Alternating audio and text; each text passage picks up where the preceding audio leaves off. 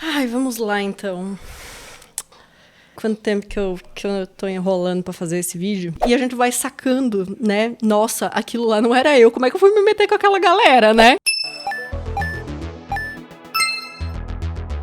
Oi, gente, estamos aqui com mais um vídeo. Eu sou a Dana, eu tô com uma lente diferente na câmera porque, enfim, a outra estava me dando muito trabalho. E se por acaso vocês escutarem alguns ruídos, é o Cassiel no fundo fazendo live, que ele tá no quarto do lado e o isolamento não está muito bom. Hoje, gente, eu quero contar pra vocês, né, porque esse canal ele fala sobre experiências, né, e principalmente as coisas que eu já passei, enfim, eu trago muitas experiências aqui porque eu gosto de refletir, eu gosto de falar com vocês sobre isso. Assim, faz um tempo que a gente não faz um vídeo batendo um papo, né, conversando sobre coisas assim mais, digamos, íntimas, eu posso dizer, talvez. Eu tenho um outro quadro que eu conto um pouco sobre as minhas experiências, histórias que eu já passei. Hoje eu tô aqui pra contar um momento pra vocês, né? O intuito do canal, quando eu criei, não era compartilhar a experiência só com os outros, né? Era mais pra ter como se fosse um lugar de recordações, que eu fosse acessar essas memórias, esses momentos, né? E agora eu tô passando por um momento desses que é digno de registrar, né? Que eu acho que é um dos momentos mais, assim, pontuais da minha vida, que eu tô tendo muitas respostas sobre mim, sobre as coisas, sobre as pessoas que me cercam. Então, quem já me segue nos outros aplicativos, né, lá no Insta e no Ticoteco, já sabe do que se trata e sabia que eu ia fazer um vídeo falando sobre isso. Eu tô achando muito estranho o quadro aberto, tá tudo bem aqui. Eu tô com uma lente diferente na câmera. Olha, eu trocando de assunto. Eu fui diagnosticada, na verdade, rediagnosticada, entre parênteses, né, com TDAH no ano passado, 2021, logo depois do meu aniversário de 31 anos. E por que eu digo rediagnosticada? Eu vou explicar pra vocês por que eu não sabia que eu tinha TDAH, mas no passado eu sabia, mas achei que era outra coisa. E eu achava que isso era uma característica minha, e eu não sabia que o TDAH, ele foi a origem de todos os meus problemas na vida. Por quê? Porque não foi diagnosticado cedo, né? Quando eu era criança, porque a gente nasce assim, é genético, e ambiental também, né? Se o nosso ambiente, quando a gente é criança, adolescente, ele propicia a gente se desenvolver mesmo com as nossas dificuldades e pontuando ali algumas coisas, as coisas começam a ficar mais fáceis ou mais difíceis para essa pessoa. E se vocês já conhecem aqui a história do Colégio de Freiras, eu fiz 2 vídeos em 2020 contando a história, tudo que aconteceu comigo lá no Colégio de Freiras, o que aconteceu em relação a não só bullying, mas, digamos assim, perseguição de cunho religioso, sabe? De fanatismo religioso. Vê aqui na descrição que tem o link dos 2 vídeos contando toda a história. Eu sempre digo que isso daria uma grande série, assim, no Netflix. Só não daria, talvez, teria que colocar umas pinceladas a mais pra ficar, né, com um final mais bonito, assim. Porque, né, não foi um final tão, assim, revolucionário. Digamos que pra mim pode ter sido, né? Tô no segundo curso superior, dei a volta por cima e não fui nada, não sou nada, não me identifico com nada que fizeram eu me sentir lá dentro na época, que naquela época eu não tinha autoestima, né? Que é um dos problemas do TDAH. Gente, se você não for inscrito aqui no canal, tá? A gente fala muito sobre saúde mental, a gente combate um pouco teorias da conspiração. Eu digo um pouco, porque ultimamente tá difícil fazer esse trabalho aqui. Eu tomei um ban lá no Insta, já vai fazer o aniversário de 1 ano, do dia 11 de agosto. Eu não sei que dia que eu tô postando esse vídeo no YouTube, mas enfim. Só pra vocês saberem que as plataformas, elas são meio burras, elas têm um algoritmo meio burro. Eu tinha postado um stories logo depois de fazer tomar a primeira dose da vacina, e eu printei o que uns caras me disseram e marquei o Átila. E eu falei, gente, eu queria muito ver cientistas renomados, sei lá o que eu falei, tipo uma coisa assim, debatendo com esse tipo de gente, né? Ia ser engraçado. E o robô do Insta entendeu que eu falei aquilo. Então, assim, sem comentários. As pessoas que querem espalhar a informação, que querem ajudar os outros a ficarem bem, enfim, não se meterem com esse tipo de coisa, é as que são, né, deixadas, digamos assim, apagadas das plataformas. Agora, né, como a gente já falou lá no Insta, os coach quânticos que fizeram o movimento anti-vacina, Naquela época que as crianças começaram a ser vacinadas, alguns coaches quânticos ficaram pistolas e eles começaram a dizer: eu sou cientista, sou doutora em psicanálise, eu sou neurocientista, sem formação acadêmica, e viemos aqui pra contar a verdade, eles estão tirando a gente da Wikipedia. Gente, vocês nem fizeram curso superior, tá? A Universidade do Osho lá, aquelas coisas que vocês vão lá tomar banho no Rio Ganges e se meter na cultura dos outros, isso não conta. Isso aí tá muito mais por um misto de apropriação cultural e falta de vergonha na cara. Eu espero que as plataformas, especialmente o Insta, comecem a repensar os tipos de robôs que eles têm lá pra fazer análise, porque, pelo amor de Deus, que tem gente com perfil verificado, milhões de seguidores falando um monte de abobrinha. Enfim, desabafo feito. Vocês não estão me vendo fazendo masking nem mirroring, tá? Eu já vou explicar o que é isso e eu já vou explicar o que a minha fase entre 2018 e 2020 tiveram a ver com o TDAH. Eu vou começar a contar um pouquinho sobre a minha infância. Olha que coisa engraçada. Eu sempre soube que tinha alguma coisa que eu não sabia se estava errada comigo ou se eu tava meio com um defeito. Assim, tipo, não sei o que era. Eu sentia que eu funcionava de uma maneira diferente. Primeiro que eu sempre fui muito intensa, eu sempre fui uma criança muito criativa e que eu fazia umas coisas que as pessoas ficavam tipo...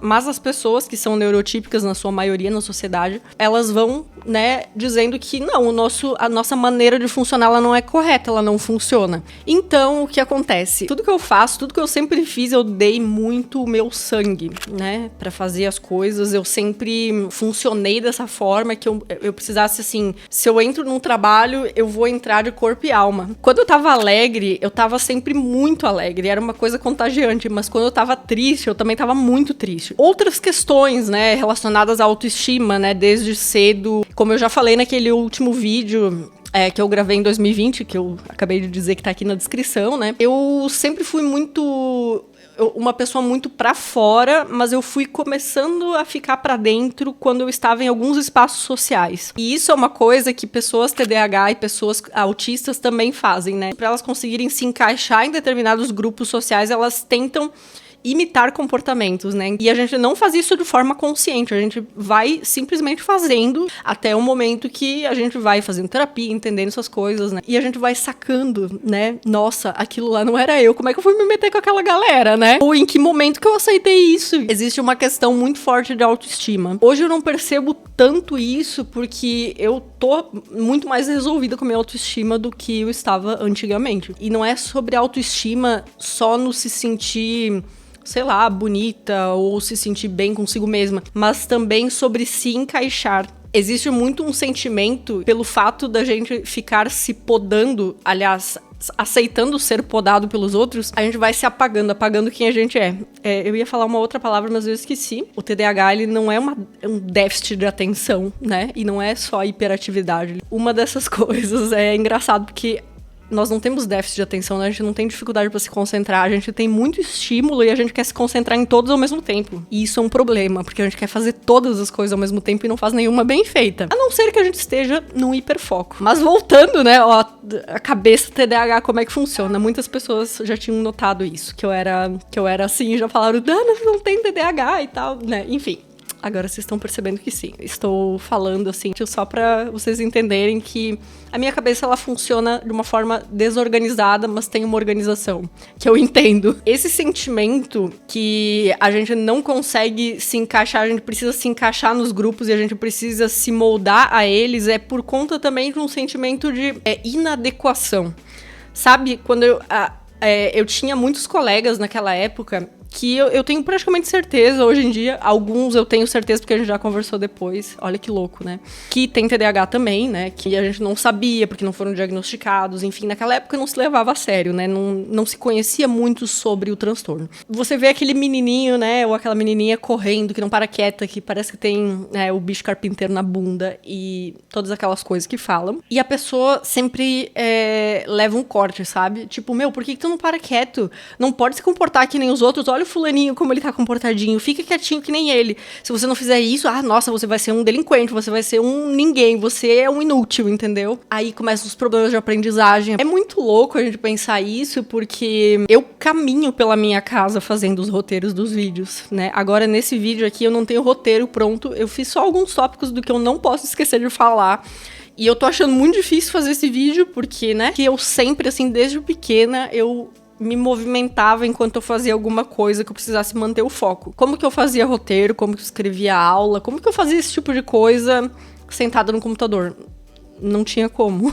A não ser que eu estivesse num processo, assim, de hiperfoco muito profundo, que eu esquecesse que é um problema do hiperfoco, né? As pessoas romantizam o hiperfoco, mas quando ele acontece, às vezes a gente fica 6, 7 horas, 8 horas sentados na cadeira fazendo um negócio que aquilo tá muito empolgante, aquilo tá muito incrível e a gente esquece de fazer xixi, a gente esquece de fazer cocô, a gente esquece de comer, de ter outras interações sociais. Para fazer os roteiros, eu sempre precisava entrar nesse movimento, essa sequência onde eu ficava caminhando para frente e para trás na casa e escrevendo no celular. Por isso que escrever roteiro pra mim, sentada, escrever, assim, é uma coisa muito difícil, a não ser que eu esteja em hiperfoco. E assim, era muito engraçado, porque quando eu morava com meus pais, a minha mãe sempre me dizia, tu não consegue parar quieta, tá falando no telefone, andando em círculos, andando pra lá e pra cá. Eu não consigo, simplesmente, hoje em dia é com ela que eu falo no telefone, né? Mas eu não consigo parar enquanto eu estou conversando. Eu não posso sentar no sofá conversando no celular, a não ser que eu esteja, assim, num momento específico. E por que eu tenho que estar em movimento? Porque se eu tô sentada, eu vou ver muita coisa ao meu redor. E esses estímulos, eles vão tirar totalmente o meu foco da conversa. Outras coisas que eu tinha percebido na minha infância e adolescência, por exemplo, como que as pessoas conseguem fazer uma faxina do começo ao fim? Quando eu morava com a minha mãe, era um desespero o dia que tinha que fazer faxina. Porque, primeiro, né, a gente já não gosta que mexam nas nossas coisas, mas quando, assim, a pessoa já tem alguma condição, assim, tem um funcionamento mais diferenciado e que mexe na organização, da forma que ela tá se organizando para colocar a ordem do jeito que uma outra pessoa vai colocar, e também começar e terminar a faxina no mesmo cômodo, no mesmo espaço de tempo, não existe, pelo menos na minha cabeça. E eu percebi que muitas pessoas também. Eu não faço faxina na minha casa, e vocês percebem que minha casa é um brinco. E eu sempre achei isso muito engraçado, porque depois que eu fui morar sozinha, claro, no começo, assim, quando eu morei em República, não era muito assim, porque eu fazia muitas matérias na faculdade, eu trabalhava também, e agora que eu tô fazendo menos, né, matérias, e eu e o Cassiel moramos juntos, a gente consegue dividir melhor as coisas, então não é a mesma coisa que antes. Eu nunca fiz faxina de uma forma ordenada.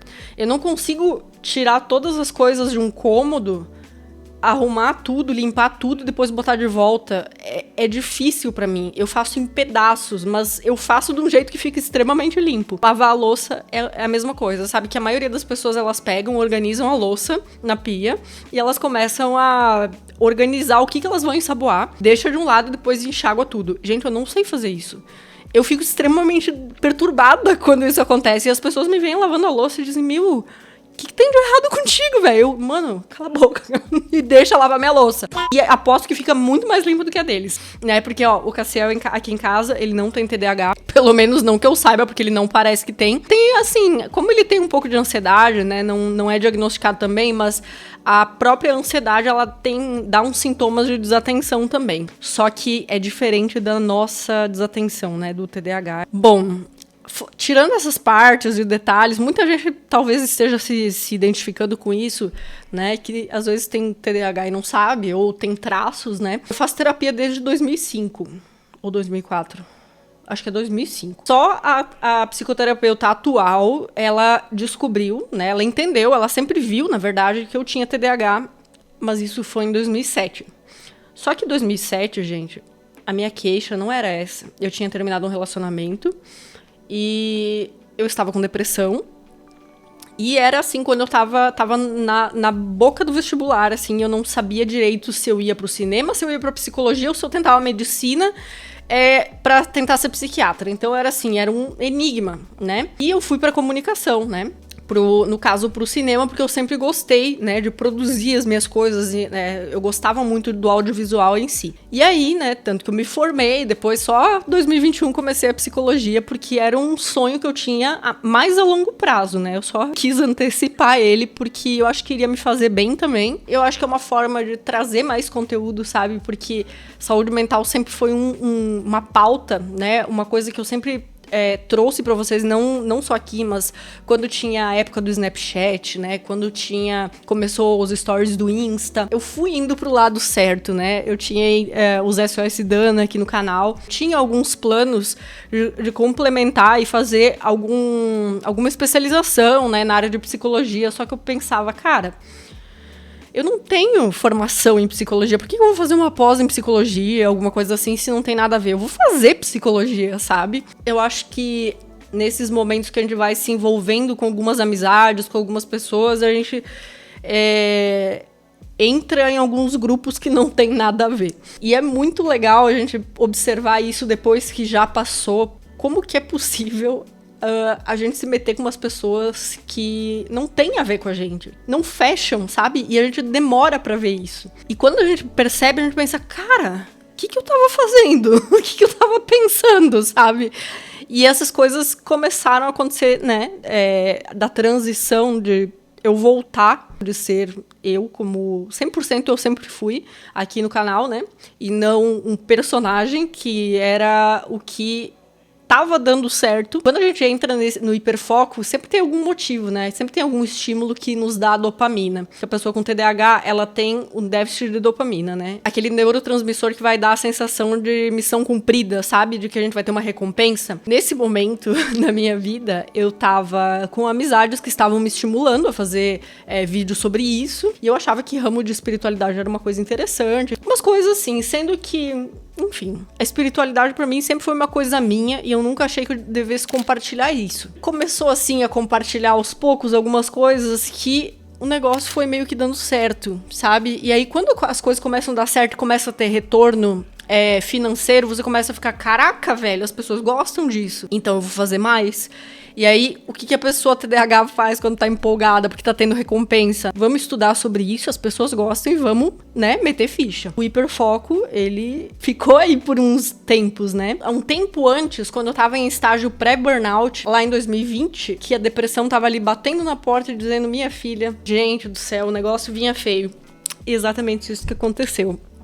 Eu tive um burnout fortíssimo com depressão. O transtorno de ansiedade voltou com tudo. Na verdade, eu acho que ele nunca foi embora, porque foi uma das primeiras comorbidades, né, que o TDAH trouxe, porque o TDAH ele nunca vem sozinho, vocês podem ter certeza disso. Então, olha a importância de diagnosticar na infância. Apesar de que se fala disso há muitas décadas, né, já é estudado o TDAH, mas, enfim, começou a ser levado a sério agora, né? Inclusive, nós estamos, agora que eu tô gravando esse vídeo, a gente tá na semana da conscientização do TDAH, que foi aprovada recentemente, né, para que a gente tenha essa semana para levar mais informações sobre isso. E como eu estava falando, né, porque eu já tinha me perdido sem roteiro, o burnout veio, né, as pessoas ficaram chocadas, né, que eu fui trocando aos poucos, eu fui muito aos poucos trocando o conteúdo do canal, eu não queria mais falar sobre aquilo. Tinha muitas coisas que, na verdade, eu não acreditava, e eu pensei, caraca, velho, cara, mas isso não tem a ver comigo. Por que eu tô fazendo esse masking, né, pra me adequar? Né, pra me adequar porque eu tava tendo um retorno financeiro, né? E é tão bom a gente perceber isso. Por exemplo, várias pessoas se desinscreveram aqui do canal. Claro, sempre tem gente que chega, mas como eu tô fazendo pouco conteúdo, não chega muita gente nova e vai mais gente embora. Então foi em média 10 mil seguidores embora. No Insta também, a mesma coisa. Mas graças a Deus eu fico pensando, gente, nossa, às vezes eu dou umas chapuletadas lá no Stories, né? Eu trago quem eu sou, quem eu sempre fui nos stories, pra quem gostava de mim antes dessa época, né? Essas pessoas realmente gostam de mim, são as que sabem que eu sou assim e me aceitam assim. Existe esse preconceito com TDAH, existe esse preconceito com pessoas autistas, existe preconceito com outras esferas da saúde mental que a gente sabe que existe. Mas enfim, o burnout de 2020, ele veio pra me mostrar tudo isso, sabe? Aos poucos eu fui entendendo, eu voltei a fazer terapia com frequência e eu comecei a entender esses termos, né, eu pensei, cara, ela falava sobre impulsividade, sobre hiperatividade, sobre desatenção. Eu pensava, peraí, isso aqui tem tudo a ver, né? Hiperatividade, impulsividade, TDAH. Claro que não são só esses sintomas, né? Mas quando eu decidi fazer minhas tatuagens, uma delas, né, essas aqui, que eu vou tirar, obviamente, eu vou cobrir, não sei. E essa que eu tô tirando, eu entendi que não foi culpa minha. E que não foi uma coisa... Foi um momento que eu quis uma recompensa rápida. Porque a gente tem uma falta de dopamina. O cérebro TDAH, ele tem naturalmente esse déficit dopaminérgico. Ele não sustenta essa dopamina por muito tempo. Então a gente tá sempre... Algumas pessoas com compulsão alimentar. Aí você desenvolve transtorno de ansiedade, né? Porque sempre, quase sempre, gente. A maioria das pessoas com TDAH que eu conheço tem transtorno de ansiedade, algum dos tipos, né, de transtorno de ansiedade, geralmente é a generalizada, né, que é a mais conhecida, mas às vezes tem uma síndrome do pânico, uma fobia social, e pra mim eu achei que veio até pouca comorbidade, porque assim, a depressão é uma coisa que vai e vem, a gente tem que cuidar, tem que fazer terapia, foi embora, beleza, eu vou cuidar pra nunca mais ter de novo, isso é óbvio, né, nunca mais vou deixar de ir pra terapia. O fato de estar fazendo psicologia também é uma coisa que ajuda muito. Mas eu entendi que na minha infância eu desenvolvi TOC, que é o transtorno obsessivo compulsivo, que as pessoas conhecem mais ou menos que a pessoa fica fazendo coisas, mantendo a organização das coisas, enfim. Eu sou bastante organizada. O TOC que eu tenho, ele não é uma coisa que me impede de viver. Mas quando eu tô com depressão, das 2 vezes que eu fiquei com depressão bem forte, assim, eu já tive 4 episódios de depressão na vida, né? Eu não tinha educação sobre isso, né? Eu não era psicoeducado o suficiente pra saber disso. Mas 2 vezes foram bem fortes e uma coisa que vem, né? Que veio junto pra mim foi o TOC. Mas não muito na questão comportamental, mas na questão cognitiva mesmo. De virem pensamentos intrusivos, sabe? Tipo assim, do nada, você imagina uma cena trágica, assim. Por exemplo... Nossa, será que tem crianças sendo estupradas agora? E tipo, nossa, será que tem gente passando mal? Tem bicho morrendo agora e ninguém pode fazer nada? Tipo, nesse exato momento tem gente morrendo. E aí você começa a imaginar cenas horríveis, sabe? Tipo, do nada, isso vem na sua cabeça. E aí, como eu estava falando que eu já dei outro salto... Pra terminar, assim, só pra finalizar. As comorbidades, quando a gente não trata o TDAH, elas são muito presentes, elas aparecem. Então, muitas pessoas podem desenvolver até mesmo transtorno bipolar. Compulsão alimentar é bem comum. A gente precisa prevenir, né? Pra essas outras comorbidades não começarem a aparecer. E outra coisa que é muito normal acontecer, que, assim, graças a Deus nunca aconteceu comigo, foi dependência química e dependência ao cigarro também. E bebida também. Por isso que eu acho importante a gente falar sobre isso, a gente trabalhar a psicoeducação quanto antes, né, na vida das crianças, na vida das pessoas. Naquela época que eu era criança e que eu tinha o bicho carpinteiro na bunda, que eu não parava quieta, que eu corria por tudo e que eu falava as coisas de um jeito, tipo, uau! Tipo, a gente fala algumas coisas de uma maneira impulsiva, né, às vezes, e depois a gente pede desculpa. Na maioria das vezes, né, tem umas pessoas que merecem levar umas patadas, me desculpem, mas é verdade. Só pra ver se acordam pra vida. E naquela época não existia, né, diagnóstico de TDAH. Se existia, talvez eram mais nas cidades maiores, né, a minha cidade sempre foi do interior, então nunca tive essa oportunidade de ter essa visão de algum médico ou de algum psicólogo. Eu já me meti com um psicólogo que não tinha muito a ver, sabe, que não eram abordagens que funcionavam pra mim. E só depois eu fui entender, né, como que as coisas funcionavam. Depois de adulta, enfim. É engraçado, porque eu, em 2009, quando eu tava estudando pro vestibular, eu tava focada em muitas coisas. E eu não conseguia realmente prestar atenção no que eu tinha que estudar pro vestibular. E naquela época eu tomei Ritalina, né? Eu não me lembro direito como foi isso, porque foi muito pouco. Eu não tinha responsabilidade pra tratar TDAH naquela época, que eu nem sabia que era a origem dos meus problemas. Por isso que é importante observar as crianças, o comportamento da criança, sabe? As coisas que afligem ela, sabe? Que ela tá dizendo, nossa, isso tá me incomodando. Mas olha só como naquela época, o meu pediatra da época, ele me mandava ir pra homeopatia. Adivinha se adiantava alguma coisa? Assim... a gente vai vivendo e vai aprendendo e vai percebendo que a gente precisou bater muito a cabeça no chão, assim, na parede, por todos os lugares, pra perceber que não era assim, né? Não era isso que precisava, não eram essas pessoas que eu tinha que estar na minha vida, não era esse o trabalho que eu precisava ter, porque não era isso que eu queria. E sempre, sempre, sempre a gente pode fazer alguma coisa pra entender como que a gente funciona, pra entender se existem esses sintomas, como que a gente pode lidar com isso, pra entender o que sou eu e o que é o sintoma falando, quando que o sintoma ele tá mais acentuado. Eu não sei se vocês perceberam, mas agora que eu tô parada aqui,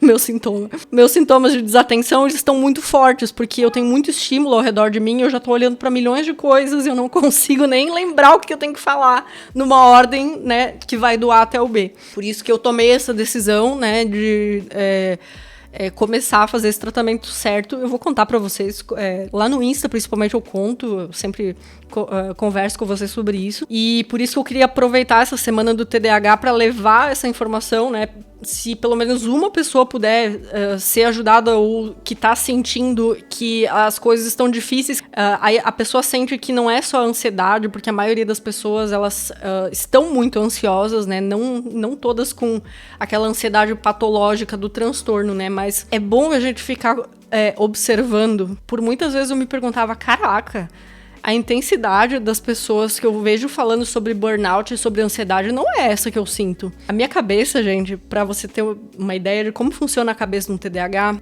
é como se fosse uma orquestra.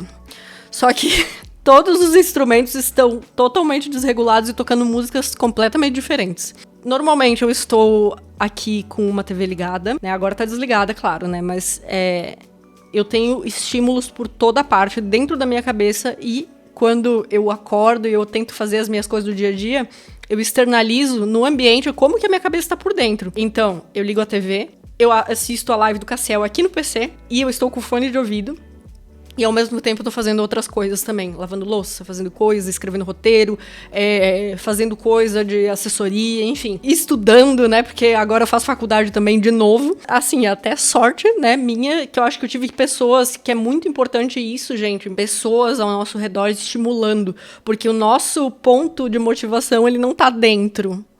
Não no TDAH, ele tá fora. Então, a gente tem que organizar a nossa casa pra gente ter motivação todos os dias pra fazer as coisas. A gente tem que ter pessoas conscientes disso pra que a gente consiga ter essa motivação diária de fazer as coisas, né?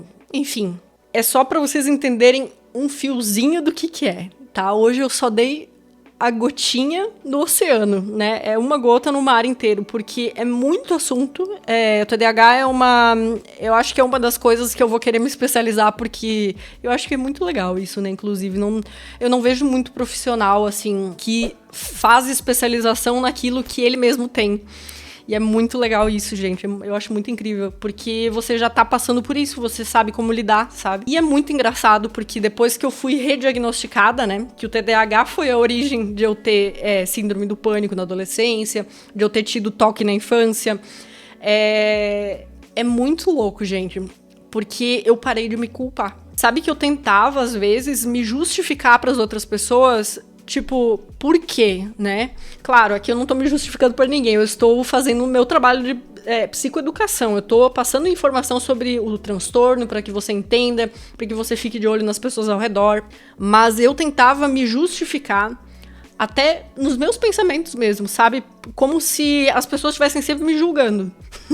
Sabe, por exemplo, por eu ter trocado o conteúdo do meu canal. Voltado, né, atrás. Na verdade, como uma pessoa falou no meu stories, que eu voltei com o meu conteúdo de 2017, 2016, por aí, 2015, mas é um upgrade, sabe? E porque agora eu tô fazendo psicologia, eu já passei por um momento ali, né, de hiperfoco, assim, violento, e que eu vi que, eu acho que demorou pra ver que o mundo é podre.